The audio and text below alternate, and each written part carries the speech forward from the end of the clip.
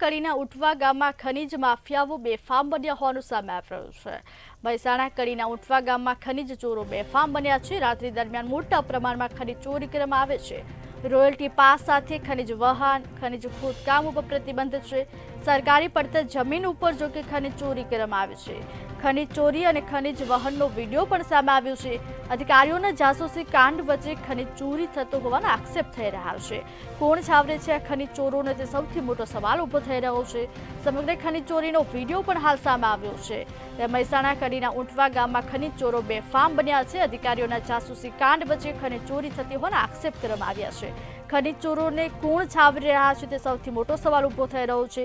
સમગ્ર ખનીજ ચોરીનો એક વિડીયો પણ હાલ સામે આવી રહ્યો છે। મહેસાણા કડીના ઉંટવા ગામમાં ખનીજ ચોરો બેફામ બન્યા છે। રાત્રિ દરમિયાન મોટા પ્રમાણમાં ખનીજ ચોરી કરવામાં આવે છે। રોયલ્ટી પાસ સાથે ખનીજ વહન અને ખનીજ ખોદકામ ઉપર પ્રતિબંધ છે। સરકારી પડતર જમીન ઉપર ખનીજ ચોરી કરવામાં આવે છે।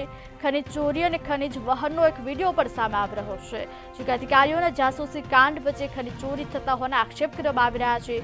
મહેસાણા કડીના ઉંટવા ગામમાં ખનીજ ચોરો બેફામ બન્યા છે। રાત્રિ દરમિયાન મોટા પ્રમાણમાં ખનીજ ચોરી કરવામાં આવે છે।